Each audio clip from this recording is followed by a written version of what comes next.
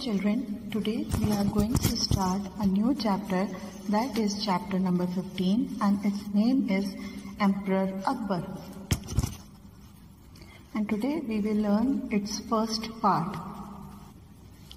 So children, if we want to know about Emperor Akbar, we have to know about history.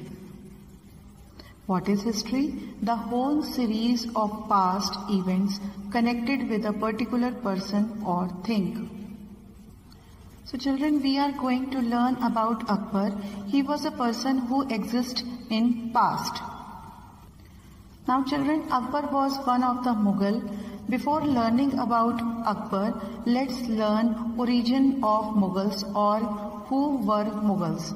So Mughal dynasty, Mughal also spelled Mughal, Persian Mughal, Mongol, Muslim dynasty of Turkic Mongol origin that ruled most of the northern India from the early 16th to the mid 18th century.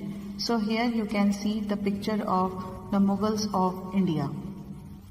So children, here is the list of Mughals who ruled India from 1526 to 1707. So first was Babur, then Humayun, then Akbar, then Jahangir, then Shah Jahan, and last one was Aurangzeb. The Babur remained from 1526 till 1530, then Humayun 1530 to 1556, then Akbar 1556 to 1605, then Jahangir 1605 to 1628, and then Shah Jahan 1628 to 1658, and last was Aurangzeb. He was from 1658 to 1707. So now the question arises, who established Mughal Empire in India? So establishment of Mughal Empire, in 1526 a battle was fought between Ibrahim Lodi and Babur. The battle is called First Battle of Panipat. What is battle? It is war. In this battle, Babur defeated Lodi, which marked the beginning of Mughal rule in India. Babur was a great warrior. He laid the foundation of Mughal rule in India. You can see the picture of Babur, and the map of India marked areas of Mughal Empire under Babur. Now children, who was Humayun? Humayun, after Babur's death, his son Humayun succeeded to the throne in 1530 AD. Babur had left a vast empire extending from Badakhshan in Central Asia to Bihar in India. You can see the picture of Humayun. Now knowing about Humayun, let's know about Emperor Akbar.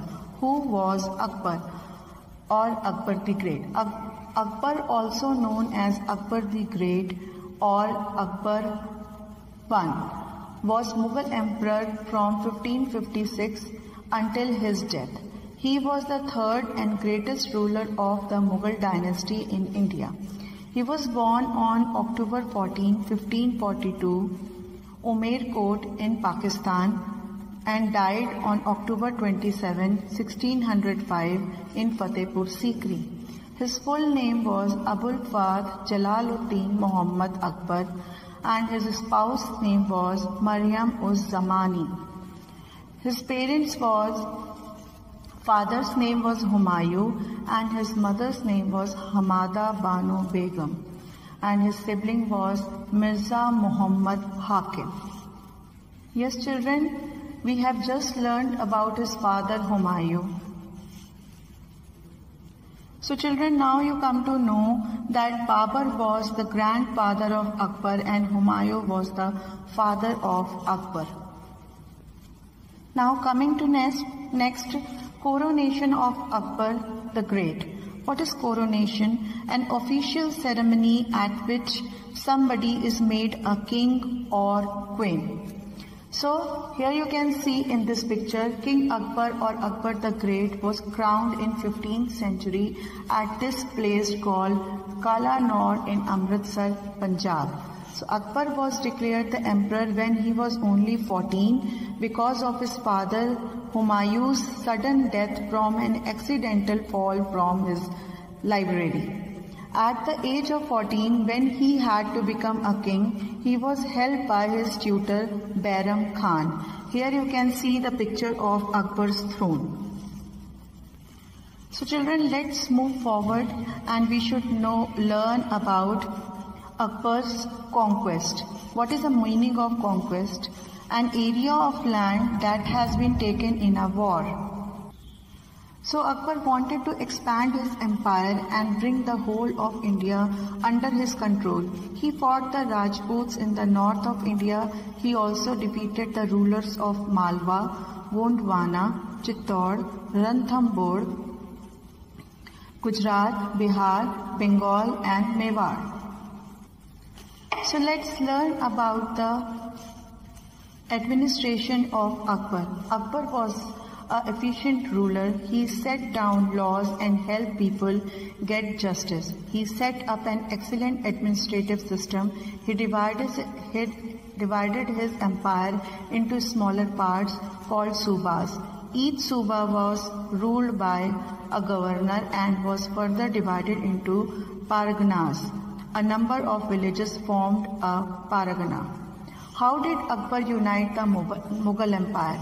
Akbar the Great united the Mughal Empire by bringing the enjoyment of cultural progress to India. He also made economic progress. This brought alliances with Hindu Rajput kingdoms. So children, Akbar was expanding his empire and for that he tried to get support from Rajputs. What was Rajput policies? Akbar made the Rajputs strong supporters of the Mughal. He defeated the Rajput but did not humiliate them.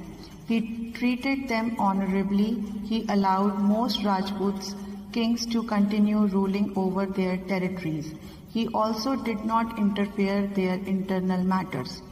Let's know more about them. Akbar married into Rajput families. He himself married a Rajput princess called Jodhabai. His sons also took Rajput princesses as their wives. The Rajput ladies were given complete religious freedom. Akbar gave high posts to Rajput chiefs in his administration. Raja Man Singh and Raja Birbal, two of his most trusted officials, were Rajput. So children, today we have learned about the father and the grandfather of Akbar and at what age he became emperor and what kind of administration he was having. So now it's story time. So children, as you all know, that story of Akbar and Birbal are very famous. One is given in your chapter and other one I am going to share with you. So this is the story of a scholar's mother tongue. A learned Pandit once visited the court of Akbar. He told the king and his courtiers that he had mastery over many different languages. The Pandit could speak many languages fluently. He was so fluent that no one could find out what his mother tongue was. He challenged everybody at the court to name his mother tongue. When everyone failed, the challenge was taken up by Birbal. As you all know, Birbal was very smart and intelligent. That night, Birbal went quietly to the Pandit's room. When he was sleeping or asleep, he whispered into the Pandit's ear and tickled it with a feather, as you can see in the picture. The Pandit, half awake, cried out suddenly and shouted out words in his mother tongue. So how clever was Birbal? Birbal came to the court the next day and told everyone that the Pandit's mother tongue was Telugu. The Pandit was surprised and accepted the truth. King Akbar then asked Birbal, "How did you find the truth?" Birbal answered, "In times of difficulty, a person speaks only in his mother tongue." So as you know that Birbal tickled with feather and he whispered in his ear, so he shouted in his mother tongue. He also told the king how he had gone to the Pandit's room at night to find out the truth. So it was a very interesting story. So children, you also find out more stories of Akbar and Birbal. Thank you.